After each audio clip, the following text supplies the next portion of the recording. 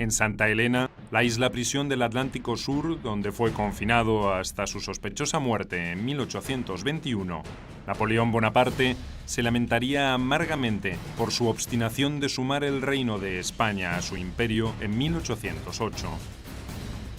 La guerra de España me ha perdido.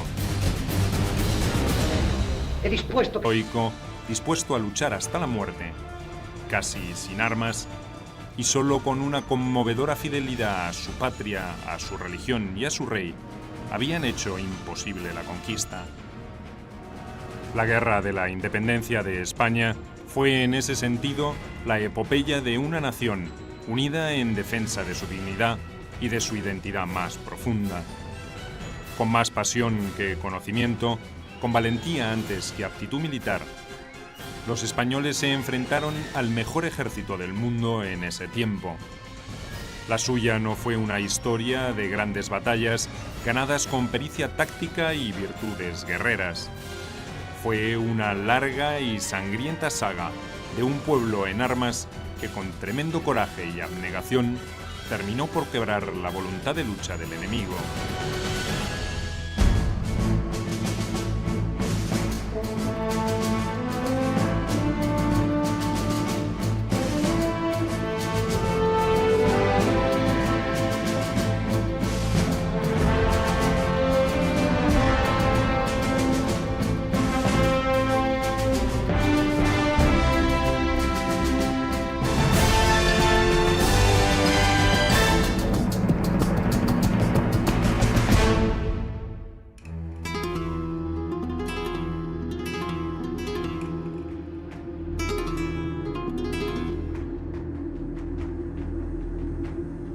Con su sacrificio, España contribuiría a consolidar un nuevo orden europeo y mundial. A cambio, solo cosecharía nuevos desencuentros. Ni su deseado rey ni su clase dirigente estarían a la altura de los acontecimientos para interpretar y aprovechar los profundos cambios que hubieran podido contribuir a su reconstrucción.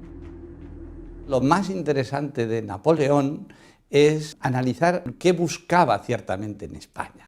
Lo que queda muy claro en los estudios más recientes sobre Napoleón es que él, aparte de la conquista propia del emperador que era, del hombre que ante todo y sobre todo ejerció un imperialismo militar en toda Europa, tenía o buscaba en España la plataforma para el salto a América. Él partía, y su hermano lo tuvo, del sueño americano, con una imagen de una España que había desperdiciado las enormes opciones que le daba el aluvión de metal precioso americano. Inflamada de patriotismo, ahogada por una brutal crisis económica y política, España se encerraría sobre sí misma para lamentar la pérdida de su imperio y velar por sus glorias pasadas. Un destino injusto para el pueblo que había impedido concretar sus sueños al propio Napoleón. El no imaginar que podía haber una resistencia popular, masiva. Y es verdad que con lo que había pasado en la península italiana, como no hubo tanta resistencia popular, pensó que se iba a repetir esa situación. O sea, el no tomar en cuenta la posible resistencia porfiada, brutal, de un gran sector de la población. Napoleón, y eso lo reflejó perfectamente en las conversaciones que tuvo con su amigo Las Cases en la isla de Santa Elena, es que consideró su gran fracaso España. Para él España fue el abismo recubierto de flores, fue el territorio que en definitiva acabó siendo su propia tumba política. 5 años antes de que concluyera la peor parte de esa tragedia, el 18 de octubre de 1807, el general francés Andoche Junot había cruzado la frontera española al frente de 25.000 soldados pertrechados para la guerra.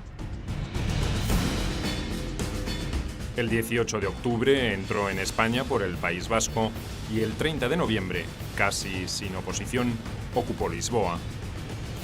La familia real portuguesa, con ayuda británica, había abandonado pocos días antes su capital, rumbo a sus posesiones coloniales en Brasil. Esa operación no constituía un acto de hostilidad, pues España y Francia eran países aliados y ese movimiento de tropas respondía al objetivo previsto de invadir Portugal. Napoleón no se conformó con ocupar los principales puertos lusitanos sobre el Atlántico para impedir el abastecimiento de la flota inglesa. Con el pretexto de una eventual represalia británica, apostó otros 25.000 hombres en Castilla la Vieja y a otros 2 ejércitos, que sumaban 70.000 soldados más, en puntos estratégicos del País Vasco y Cataluña. Las guarniciones españolas de San Sebastián fueron reemplazadas por soldados franceses y otro contingente cruzó por los pasos orientales de los Pirineos y se estableció en Barcelona. En estos momentos realmente Napoleón no tiene rival en Europa. Su único rival es Inglaterra. Napoleón controla el continente, Inglaterra controla los mares.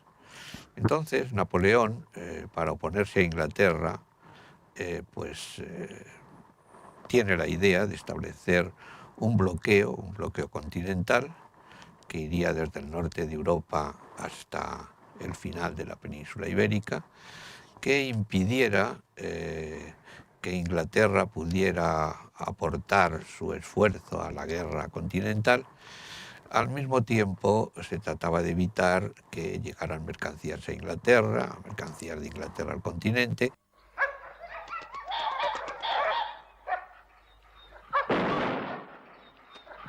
¡Dos pájaros de un tiro, Paco, dos! Carlos IV era un monarca débil, carente de una personalidad dominante y desinteresado del gobierno del reino. Los temas del Estado los había confiado casi en forma exclusiva a su ministro Manuel Godoy, mientras él ocupaba sus días en excursiones de caza o en trabajos mecánicos. Carlos IV era lo que podríamos llamar un buen burgués, es decir, tenía aficiones privadas, era experto en relojería, era, como su padre, muy aficionado a la caza, era de buen carácter, no era especialmente inteligente, no tenía una voluntad fuerte, no se ocupaba demasiado de los negocios de Estado, y sobre él tenía una gran influencia la reina María Luisa.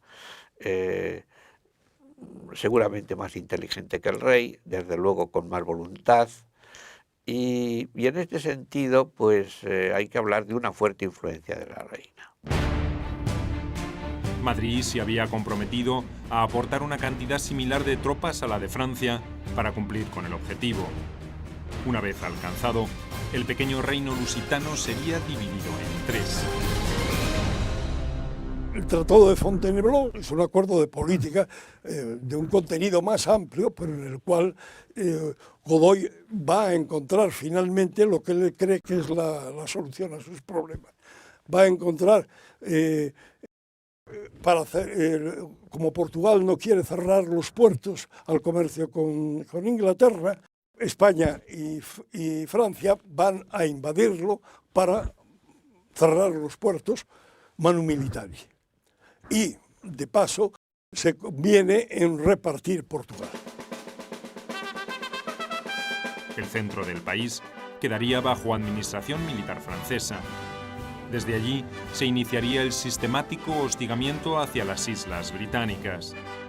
Los otros 2/3 serían concedidos a una hija de Carlos IV y al ambicioso e inescrupuloso Godoy.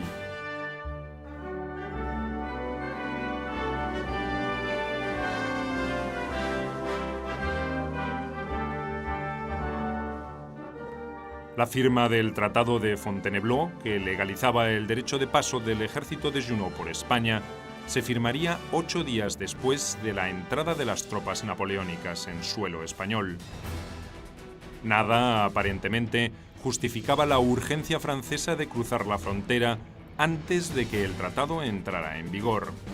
Sin embargo, ni el rey ni su ministro Godoy creyeron conveniente amonestar a su aliado por su desconsiderada actitud.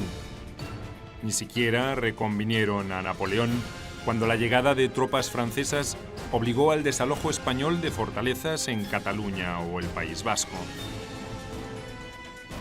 No había comparación posible entre el poder militar que podía exhibir Carlos IV y el de un Napoleón en su apogeo.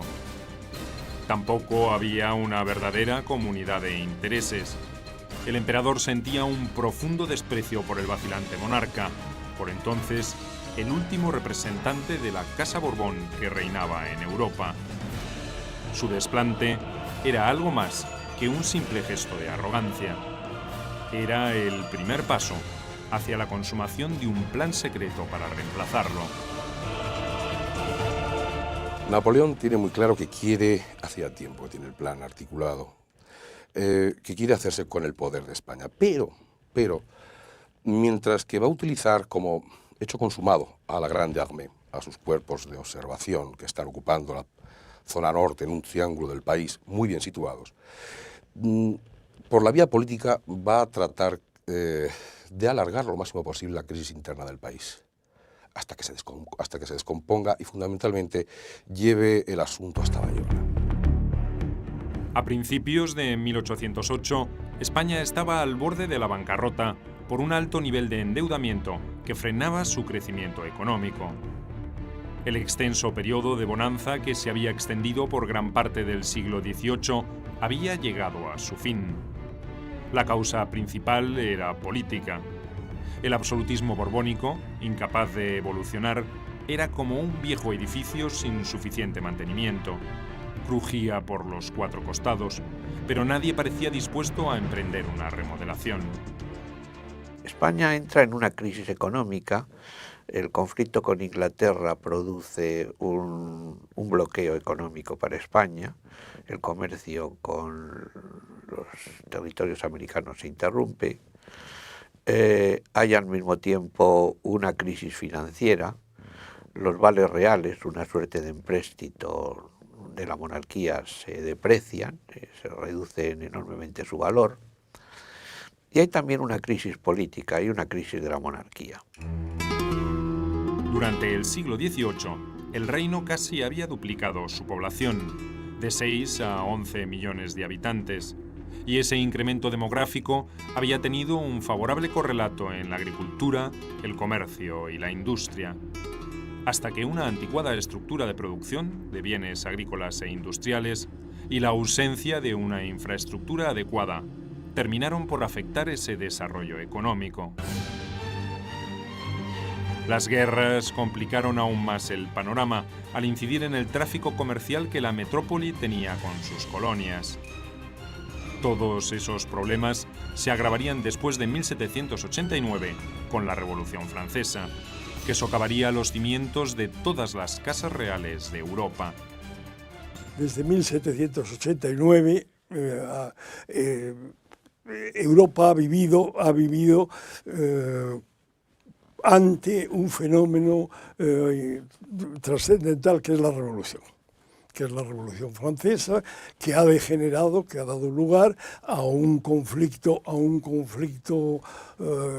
a gran escala entre los revolucionarios franceses y los príncipes, los reyes europeos, que primero quieren intimidar a Francia, después quieren vengar la ejecución de Luis XVI y que después quieren parar a una potencia militar como la que se ha convertido Francia y que amenaza con invadirlos y con extenderse, bueno, que se está extendiendo territorialmente como una mancha de aceite. Carlos IV había asumido los destinos de España en 1788, 6 meses antes del dramático pronunciamiento francés contra el absolutismo monárquico. Durante el reinado de su padre, Carlos III, se habían hecho algunos intentos para reformar el régimen, con la anuencia del propio soberano. Los críticos del despotismo ilustrado en la península advertían que la ociosidad de la nobleza y las extensiones de tierras improductivas en manos de la Iglesia conspiraban contra un mayor crecimiento económico. También subrayaban que las prácticas monopolistas de industriales y comerciantes iban a acarrear problemas a la economía del país y, en consecuencia, a la corona. Pero salvo casos muy puntuales, sus observaciones concluían allí. La onda de choque de la Revolución Francesa afectó hasta a los reformistas moderados y asustó a un Carlos IV incapaz de comprender sus efectos. El repliegue hacia posiciones más conservadoras se hizo inevitable. Incluso un veterano reformista como el conde de Floridablanca creyó conveniente volver sobre sus pasos. Aisló España para evitar el contagio revolucionario. Porque aquí no queremos tanta luz ni sus consecuencias, señalaría en una carta al embajador español en París. Floridablanca había sido un eficiente ministro de Carlos III y lo era de Carlos IV, pero no pudo impedir que grupos de reformistas perseverantes terminaran minando su reputación. En 1792 fue reemplazado por el conde de Aranda, un destacado miembro del partido aragonés que proponía una monarquía menos absolutista. Aranda presumía de su amistad con Voltaire y con otros inspiradores u ejecutores de la Revolución Francesa. Esa condición catapultó su ascenso. Carlos IV necesitaba un interlocutor con los revolucionarios franceses para tratar de rescatar a su primo Luis XVI, retenido y amenazado de muerte. La proclamación de la República, el estallido del terror revolucionario y el encarcelamiento y proceso de Luis XVI liquidaron las intenciones de Aranda. El conde terminó acusado de discípulo de la escuela jacobina y reemplazado por un joven y casi desconocido amigo del rey, Manuel Godoy. Este era un oficial de la Guardia Real proveniente de la pequeña nobleza extremeña, cuya buena estrella había comenzado a brillar a la par que la llegada de Carlos IV al trono. De hecho, escoltaba a los jóvenes soberanos cuando se cayó del caballo.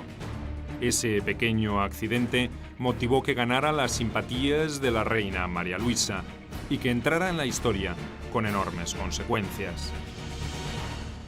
Ingresa como guardia de corps, un cuerpo de élite dedicado a la custodia y a la escolta de los reyes a los 20 años. Y a los 25 ya es todo en España. Es decir, los reyes le hacen duque de Alcudia, será príncipe de la paz, tendrá grandes posesiones, será generalísimo de los ejércitos y llegará a ser primer ministro. María Luisa ya había escandalizado a la mojigata corte española por su conducta poco recatada para los cánones de la época. Solía vestir a la última moda de París y caminar con sus amigas por Madrid, acompañadas solo por apuestos miembros de la Guardia Real.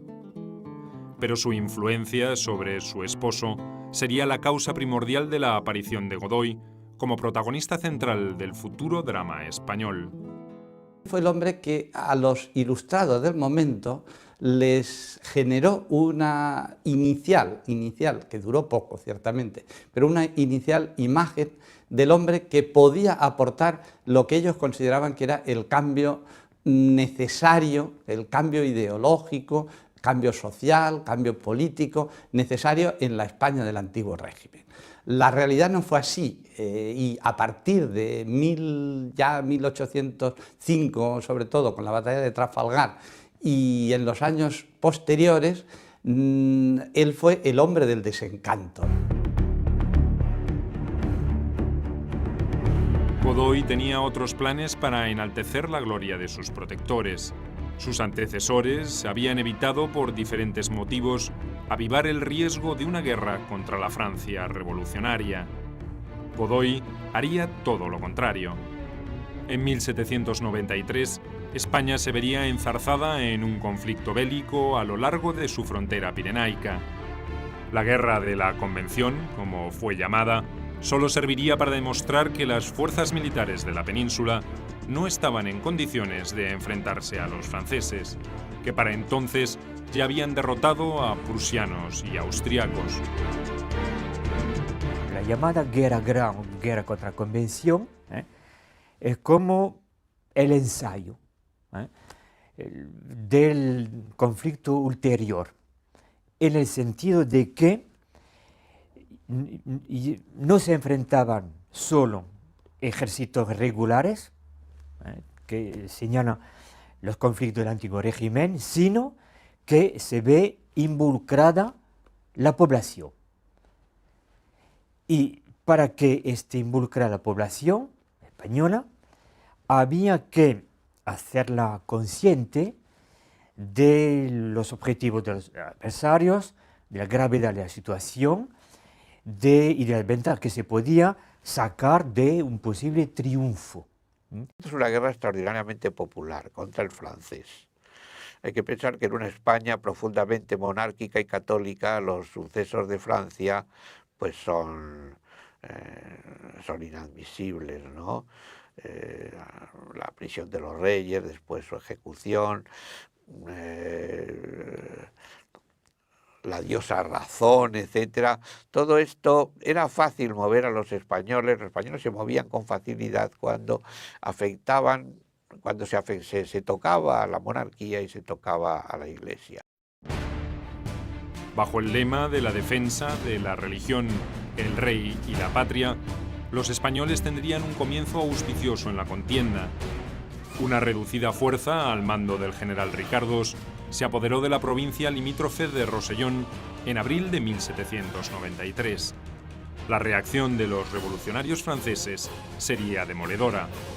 En 5 años cayeron en sus manos Figueras, Irún, San Sebastián, Bilbao, Vitoria y Miranda del Ebro. Y España, sin recursos económicos ni capacidad militar para seguir con la aventura, más allá de los inflamados sermones de los sacerdotes contra los herejes regicidas, tuvo que pedir la paz. En 1795, gracias al Tratado de Basilea, recuperaría los territorios perdidos, pero tendría que ceder la mitad de la isla de Santo Domingo en el continente americano. Contrariamente a lo que podría suponerse, Godoy sería premiado por sus desgraciadas decisiones con un nuevo título, el de Príncipe de la Paz. En 1796, la historia cambiaría de rumbo. En esta ocasión, sería la creciente presión inglesa para quebrar el debilitado monopolio español en sus colonias americanas, lo que llevaría a Godoy a firmar con París el Tratado de San Ildefonso. Este era una alianza militar con sus otrora enemigos franceses. El resultado no pudo ser peor. España sufrió una importante derrota naval en el Cabo de San Vicente en 1797 y el duro hostigamiento inglés contra el puerto de Cádiz y sus operaciones en las Islas Canarias. España va a verse implicada en medio de un conflicto, de unas relaciones difíciles con las dos grandes potencias. Está en guerra con Inglaterra, se va a ver obligada a unirse con Francia, eso le va a poner en guerra con Inglaterra, todo eso le va a costar grandes esfuerzos financieros y movilización de hombres, en fin, destrucciones como consecuencia de la guerra. Y además de eso, todo esto va a incidir, esa presencia inquietante de Napoleón, tanto como aliado como enemigo, va a incidir sobre la política española. El abrupto cambio en el rumbo político externo había sido una alternativa jugada por Godoy para intentar frenar el desprestigio que estaba sufriendo en su frente interno. Había tenido que endeudar más al reino para financiar los sucesivos conflictos, con lo que también había agravado los problemas económicos heredados del pasado. Godoy tiene fama de un hombre malísimo, de un estadista desastroso, pero la realidad es que Godoy fue un reformador frustrado y sus intentos a continuar la política reformista de Carlos III le ganó muchos enemigos en la nobleza alta e en la Iglesia. Durante la guerra contra Francia, Godoy había desbaratado varios complots en su contra que habían organizado los partidarios de Aranda. Los resultados negativos del nuevo conflicto y sus intentos de negociar con Gran Bretaña una paz por separado provocaron una violenta reacción francesa. Esas presiones obligaron al rey a sustituirlo en 1798. El eclipse del Príncipe de la Paz sería, sin embargo, casi una retirada táctica. Sus opositores, desorganizados después de la muerte del conde de Aranda en 1799, no pudieron aprovechar semejante oportunidad. Godoy no tardaría en volver. Los acontecimientos internacionales jugarían nuevamente a su favor. El ascenso de Napoleón Bonaparte en Francia facilitaría su retorno, pero también reavivaría la guerra contra Gran Bretaña. Después de todo, ese era el verdadero propósito de Napoleón para apoyar su regreso. Los resultados para España serían aún más catastróficos que los anteriores. Solo hay un momento en que, en torno a 1806, en que hay una aparente debilidad de Napoleón y parece que Godoy juega a una posible búsqueda de alianza con Inglaterra. Pero enseguida llegan las grandes victorias de Napoleón, llega Jena, llega Friedland, Napoleón vuelve a reforzarse y Godoy vuelve a la política de subordinación a Francia. El comercio colonial ya había sufrido un fuerte descenso en los primeros años del conflicto con Inglaterra. Su reanudación en 1804 no contribuiría a mejorar esa situación, sino todo lo contrario. Ya desde ese momento se vio claramente que España tenía que tomar por uno de los dos bandos, o bien fuera por el bando francés o bien por el bando inglés. España ya desde todo el siglo había mantenido una controversia con Inglaterra referida naturalmente a nuestras comunicaciones y a nuestras relaciones con los reinos de Indias. Pero Francia, por otra parte, representaba un poder peligroso y un poder en expansión. Ante las dos amenazas, por ser la francesa la más peligrosa, España optó por la alianza con Francia contra Inglaterra. Al fin y al cabo, América quedaba más lejos y lo que pretendía España era simplemente aportar su armada. Sacrificó su armada en Trafalgar. El 21 de octubre de 1805, frente al cabo de Trafalgar, las flotas combinadas de España y Francia sufrirían una desastrosa y aplastante derrota ante la Armada británica. La mayoría de los principales marinos españoles morirían o quedarían heridos de gravedad en esa jornada. Y lo que aún fue peor, Inglaterra se apropió en forma definitiva de las rutas oceánicas, amenazando ahora los dominios de ultramar de la península. Gran parte de su déficit presupuestario se financiaba con empréstitos avalados por las riquezas extraídas de sus colonias. A partir de Trafalgar, los convoyes de buques mercantes que iban o venían de las Indias estarían casi a merced de la marina inglesa. Fue un golpe mortal para el comercio de la metrópoli. La derrota de Trafalgar se ha mirado siempre, sobre todo a posteriori, con más tiempo por delante, como una derrota heroica. Tuvo de heroica lo que hasta donde se puede decir que los marinos cumplieron con su deber, es decir, nada extraordinario, tan heroica como cualquier otra situación y que todo el mundo hizo lo que tenía que hacer. Creo que hasta ese punto pues, se consiguió lo que se pretendía.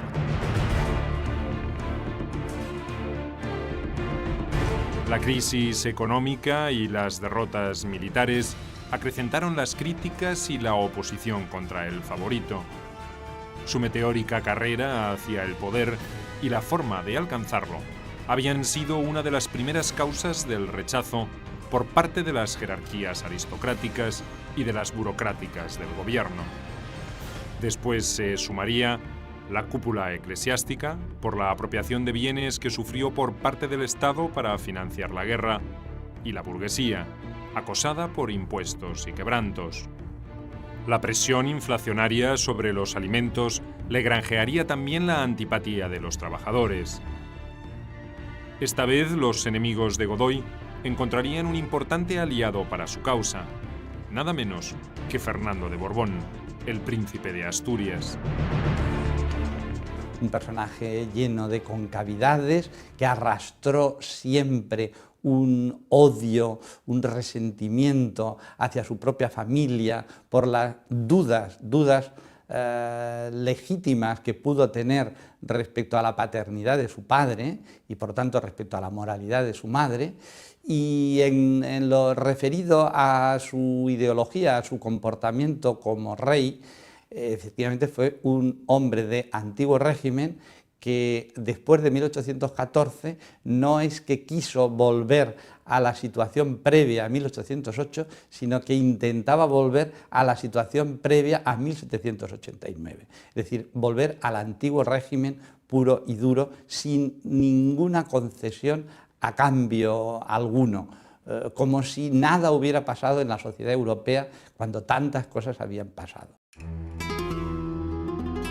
El primogénito de Carlos IV odiaba a ese personaje que tenía tan fuerte influencia sobre sus padres, y muy especialmente sobre su madre. Esa inquina había sido reforzada por uno de sus preceptores, el canónigo Juan Escóiquiz, otro cortesano que soñaba con lograr una ubicación de privilegio en la corte a través del heredero del trono. Escóiquiz se transformaría en el verdadero monje negro de un joven Fernando tímido e inseguro. La alta nobleza continuamente está planteando problemas y está intentando recuperar este poder perdido. Es lo que se ha llamado, algún historiador español ha hablado de el partido español, que es el partido de la alta nobleza frente al partido de esta nobleza media, pequeña, lo que se llamó también el partido de los golillas. Bien, en cierta manera Fernando VII encabezará lo que en este periodo sería este partido español, que a lo largo del XVIII pues tiene diferentes manifestaciones, ¿no? Entonces hay un grupo que efectivamente piensa en Fernando como sustituto de su padre, en un contexto de desprestigio de la monarquía y en un contexto en el que Godoy es el personaje más odiado en el país. Godoy nunca logró ganarse la simpatía del príncipe de Asturias y le pagó con la misma moneda. Paulatinamente fue relegándolo a posiciones más secundarias pese a su rango. No era invitado a las reuniones de ministros que presidía su padre y se le ocultaba todo tipo de información clave para el gobierno del reino. Fernando, con la ayuda insidiosa de Escóiquiz, no tardó mucho tiempo en sospechar que el favorito tenía intenciones de convertirse en el futuro rey. Esa presunción fue suficiente para llevar el enfrentamiento entre ambos a posiciones casi irreconciliables. La actitud del príncipe de Asturias aceleró así la creación del partido fernandino. En esta situación, además, hay un conflicto interno. Hay un conflicto interno que son las malas relaciones entre Carlos IV y Fernando VII. Las relaciones son malas porque evidentemente Fernando VII no encuentra, es decir, Fernando VII odia a Godoy, porque Godoy hay un momento en que puede aparecer, podría convertirse en un príncipe soberano. Los aristócratas, que nunca habían comulgado con Godoy, y aquellos que por diferentes motivos habían sido desplazados del gobierno, rodearon al heredero del trono. Incluso dejaron trascender todo tipo de rumores sobre los supuestos desaires a los que era sometido el buen príncipe por parte del malvado Godoy. Lo hacían para enaltecer su imagen ante el pueblo. Lentamente se fue construyendo la leyenda que terminaría convirtiendo a Fernando en el rey deseado, como el reverso del odiado favorito. Todo fue culpa de Godoy, bien directamente o bien indirectamente, porque Dios estaba castigando a España por los pecados de Godoy. Bien, entonces, para Godoy había odio tremendo. Para Fernando VII había amor. Fernando VII estaba el príncipe que iba a rescatar a España de todos sus problemas. Hacia 1806, las intrigas cortesanas habían adquirido rango de cuestión de Estado. Hasta Napoleón, hasta entonces aliado de Godoy, resolvió jugar algunas bazas en el partido fernandino. El 21 de mayo de 1806 había muerto la primera esposa de Fernando, la princesa María Antonia de Nápoles, y el emperador, con la ayuda de Schweikith, promovió la idea de concertar un matrimonio entre el príncipe de Asturias y una princesa de la Casa Bonaparte. El propio Fernando llegó a escribir una carta a Napoleón admitiendo su interés en concretar ese vínculo. Fernando VII, que se ha quedado viudo, decide, aconsejado por las personas de su confianza, de lo que se llama el cuarto del príncipe, decide buscar la protección de Napoleón. La protección de Napoleón para que la corte, para que Godoy sepa que el emperador no está dispuesto, en fin, que el emperador le protege. Y la forma de buscar esta protección es contraer matrimonio con una princesa de la Casa Bonaparte. Los acontecimientos posteriores enviarían este plan a una vía muerta, pero las gestiones realizadas demostrarían que no era nuevo el interés de los franceses en intervenir más profundamente en la situación española. Bancarrota económica, crisis política y conspiraciones cruzadas. La masa crítica estaba a punto de estallar en España. Manuel Godoy y Fernando de Borbón serían los encargados de activarla. Para los reyes, para Carlos y María Luisa, que siguen plenamente vinculados a Godoy, se dan cuenta de que el pueblo detesta a Godoy, mantiene un último respeto hacia los reyes, pero dado lo que piensa que es la conducta real de María Luisa, esto está muy desprestigiado también. Entonces solo Napoleón les puede garantizar el trono. Y a su vez Fernando, pues necesita también de Napoleón. Es decir, necesita de Napoleón porque piensa que al final, pues, sustituir a sus padres sin el apoyo de Napoleón, con lo que Napoleón significa en Europa, pues tampoco es fácil, ¿no? La supuesta intención estratégica de Napoleón era la de proteger la principal ruta de comunicaciones y de abastecimiento entre Francia y Portugal por el norte de España. Además, mantenía dos grandes unidades en reserva para reforzar, si fuese necesario, a las tropas que operaban en territorio lusitano y para proteger las costas del Cantábrico.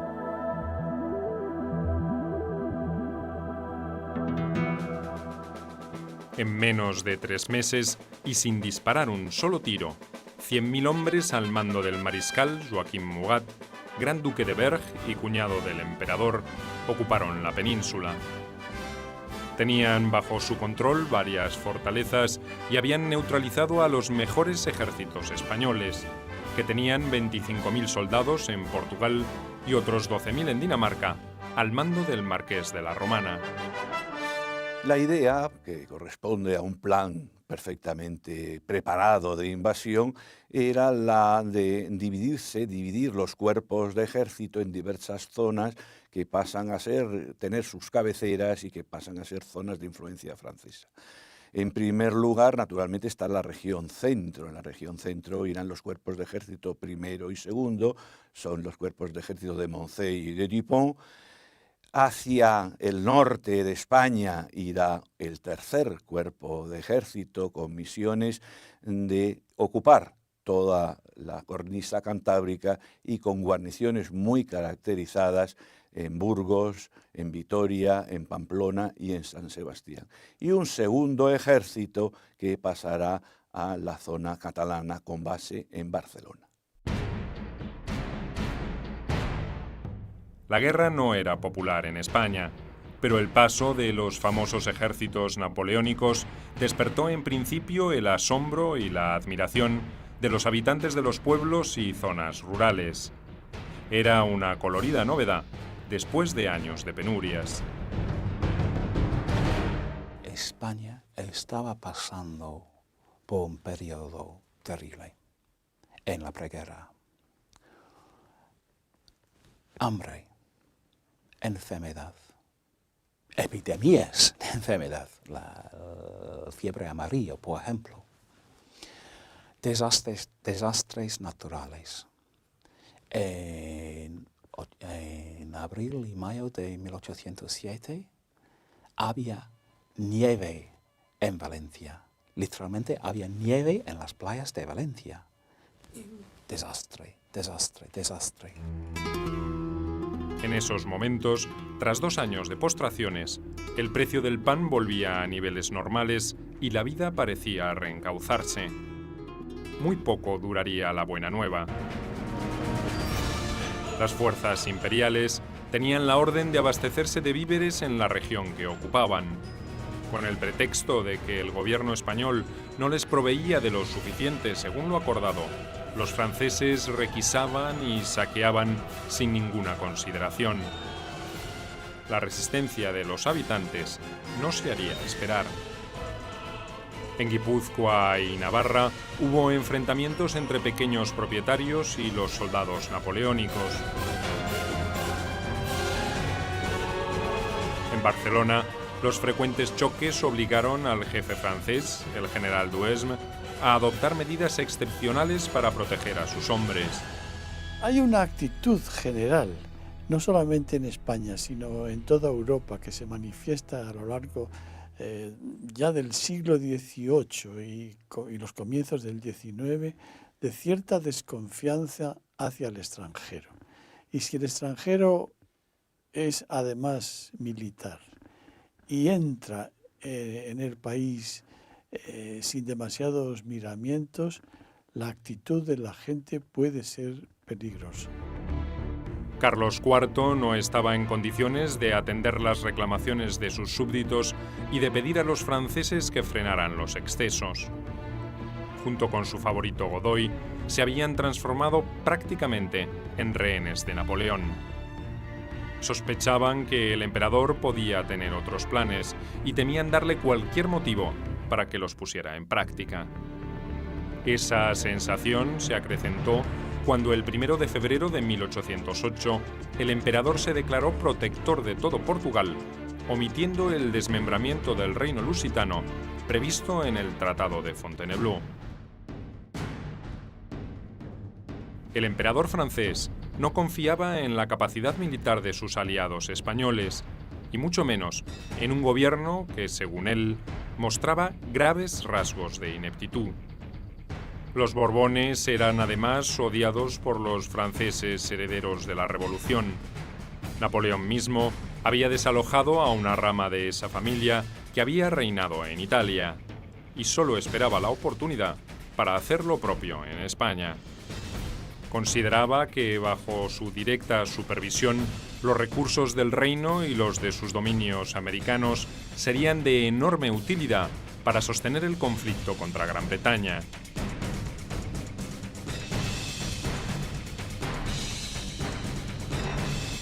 El pretexto que necesitaba el emperador francés para intervenir definitivamente en los asuntos internos de España llegó muy pronto y de manera inesperada.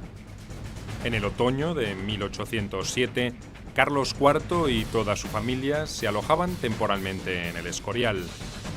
Allí, el rey recibió un anónimo donde se le prevenía sobre una conspiración encabezada por su hijo Fernando. Un vasallo fiel. Así se firma. ¿Que no se atreve a hablarme? Me denuncia que el príncipe se prepara para levantar al pueblo contra nosotros. Él y su mujer, María Luisa, serían las víctimas principales de los conjurados, de acuerdo con esa advertencia. Carlos IV era acusado de ser excesivamente dubitativo en la toma de decisiones. En esta ocasión, en cambio, actuó con suma rapidez. Con un pretexto de menor importancia, en la tarde del 27 de octubre, penetró en las habitaciones privadas de su hijo y revisó papeles que el príncipe de Asturias tenía en su escritorio. Allí encontró las pruebas evidentes de la conspiración. El rey ordenó el inmediato arresto del heredero en una austera habitación en el área del monasterio de El Escorial. Fernando quedó incomunicado con la sola compañía de su ayuda de cámara. Una situación harto humillante para el príncipe. Carlos IV también mandó detener a Escóiquiz y al duque del Infantado, cuya participación en el complot probaban los documentos confiscados. Y por su parte, Napoleón, que sabía que su embajador había intervenido en ese asunto más allá de lo que era discreto, decidió cubrir a su embajador intimidando a la corte española. Dijo que ellos no habían pasado nada, que no había habido ninguna intervención, que no había nada de lo que se decía, que nada de eso era cierto, y que por otra parte el príncipe de Asturias era su protegido. Él no podía tolerar que se tomasen medidas contra el príncipe de Asturias. A pesar de la gravedad de la acusación, la popularidad del príncipe aumentó en forma notoria. Para los españoles, esta era una prueba más de la perfidia de Godoy y de la ineptitud de Carlos IV. Para cierta opinión pública, el soberano primero había aceptado pasivamente que el todopoderoso ministro sedujera a su mujer y ahora permitía que maltratara a su hijo. Nadie pareció reparar que, al menos en esta ocasión, Godoy poco había tenido que ver en la intempestiva decisión del rey. El favorito estaba enfermo en Madrid, mientras se desataba la trama de la intriga. Una semana después de su arresto, Fernando evidenció uno de los peores rasgos de su carácter, la ausencia de firmeza en sus convicciones. Enfrentado a un tribunal integrado por el rey y por altos funcionarios de la corona, comenzó por negar todo, y hasta se mostró insolente con los que realizaban la investigación. Pero horas más tarde, delató a todos sus cómplices y admitió gran parte de las acusaciones que se le hacían. Él al final pide perdón a los padres, se humilla, es decir, no es capaz de afrontar la situación con, en fin, de hacer cara a lo que venía siendo su comportamiento. Al final tiene un comportamiento, esto es bastante común en Fernando VII, un comportamiento pues cobarde. Días antes de que el proceso a Fernando se cerrara de esa forma ignominiosa, Carlos IV hizo publicar una proclama donde intentó explicar a sus súbditos las razones de su comportamiento. Si lo que pretendía era reconquistar la estima de sus gobernados, obtuvo todo lo contrario. Al odio contra Godoy se sumó el desprecio por ese rey que se asumía como una marioneta manejada por su ministro. Todos estaban convencidos de que el famoso complot no había sido más que una trampa urdida por el favorito contra el heredero del trono. El vacío de poder creado por la crisis no podía menos que ser aprovechado por Napoleón. Ordenó al mariscal Murat que con el grueso de su ejército marchase hacia Madrid, aunque mantuvo en secreto las razones de ese movimiento de tropas. El avance del ejército napoleónico fue tomado por los partidarios de Fernando como una prueba fehaciente de que el príncipe de Asturias gozaba de la protección del emperador. Los rumores que circulaban en Madrid aludían incluso a una presión directa de los franceses para que Godoy fuera destituido. El ejército con que Murat entra en Madrid se compone de unos 100.000 hombres y se trata de un ejército muy homogéneo. Está compuesto tanto por veteranos como por bisoños. Pero Napoleón ha heredado de la época revolucionaria la conscripción patriótica, es decir, en virtud de la cual disponía de gente joven, mayoritariamente joven, de unos 27 años de media, y con un gran afán de victoria. Esta circunstancia, unida al gran poder demográfico de Francia, le permitió disponer, por lo menos en los primeros años, de un gran contingente de hombres mayoritariamente franceses. Godoy intuyó que algo peor podría suceder. Intentó convencer al rey para que, junto con su familia, se trasladase de inmediato a Sevilla. Ignoraba que Napoleón ya había alertado a la flota francesa amarrada en Cádiz para que no permitiesen salir ningún barco español de ese puerto.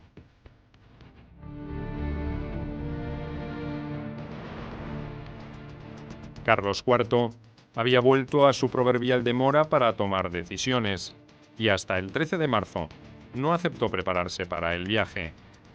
Era demasiado tarde.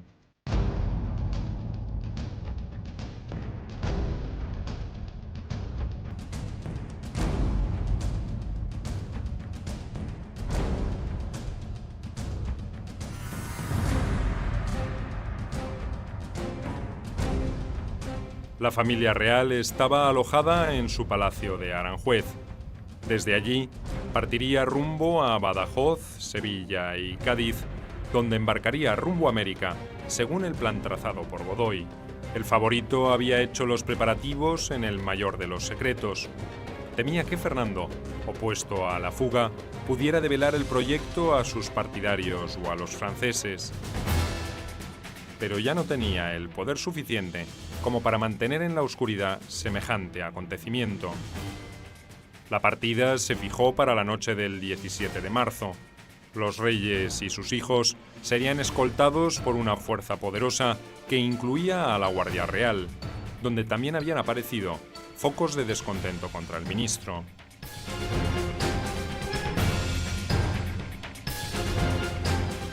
El rumor de la inminente huida del rey y de su familia se filtró desde Aranjuez y llegó muy rápido a Madrid. Carlos IV hizo publicar el 16 de marzo una proclama donde se desmentía la intención de abandonar la sede del gobierno.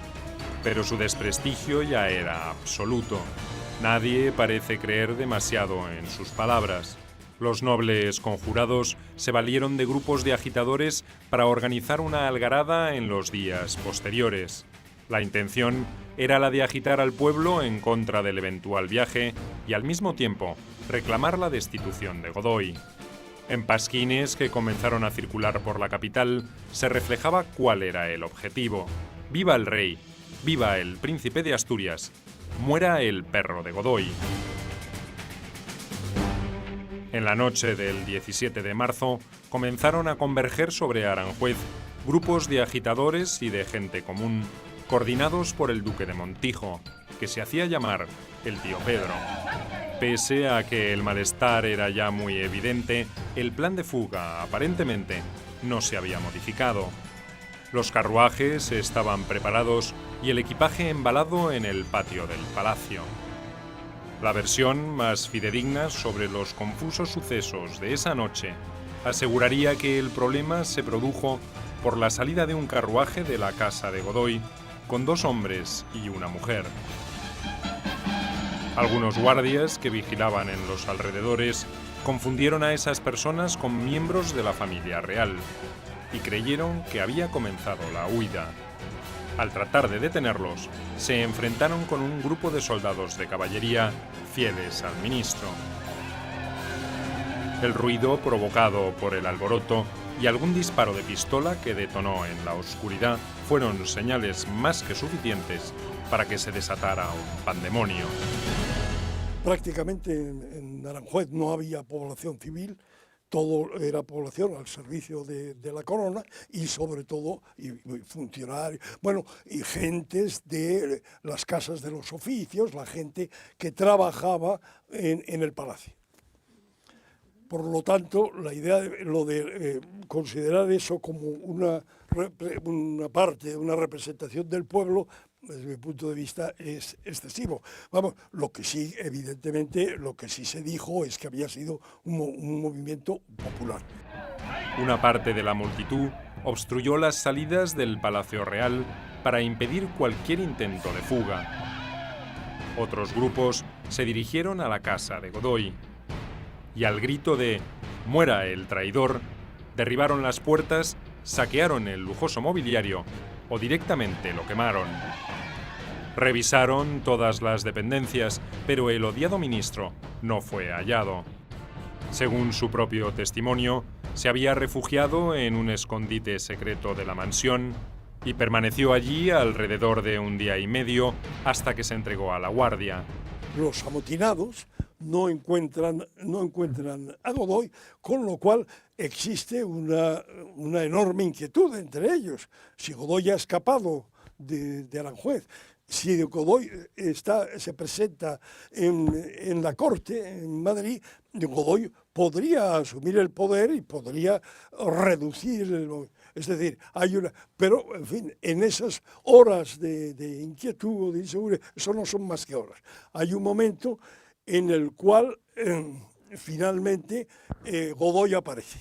Godoy aparece, lo reducen y entonces tienen una palanca para forzar a Carlos IV a abdicar. Mientras los más exaltados asaltaban la casa de Godoy, Carlos IV, aterrorizado por las posibles consecuencias del motín, resolvió destituirlo de todos los cargos. Fernando fue el encargado de asomarse a un balcón del palacio para dar la buena nueva a la multitud enfervorizada. El príncipe fue vitoreado con entusiasmo por la multitud, que sentía que se habían cumplido sus deseos. Los que asaltaron el domicilio de Godoy, los que ocuparon la calle, eran de origen popular, ¿no? En plebeyo o infrapopular incluso. Pero a lo largo del conflicto que se va a entrar en España, sigue la problemática. Se ve actuar a la gente en las calles. Lo importante es llegar a identificar a los promotores de su movimiento.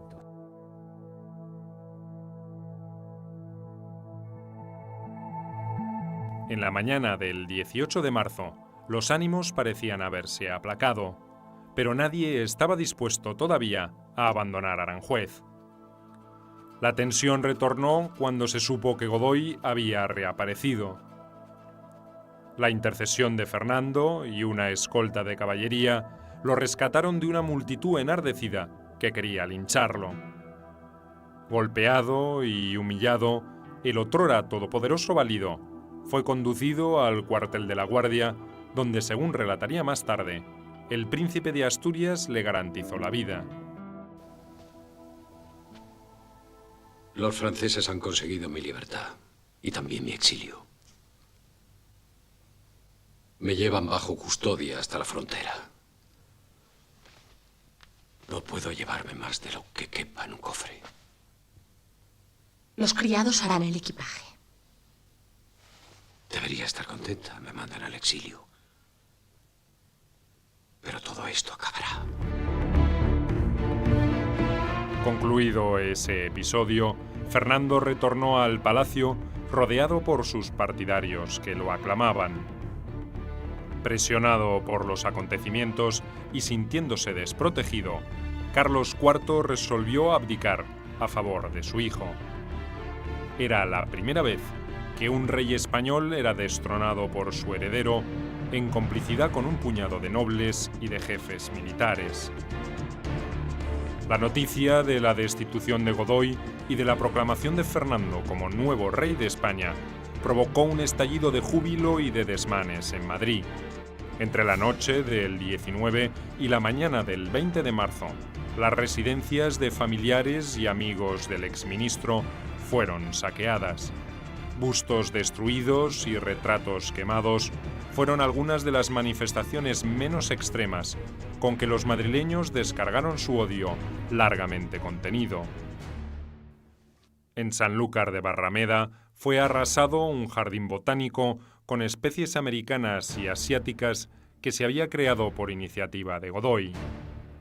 En esa ciudad también se exigió la destitución y prisión de funcionarios de la corona. En Valladolid, la negativa inicial del alcalde de entregar un retrato que colgaba del ayuntamiento provocó un levantamiento popular.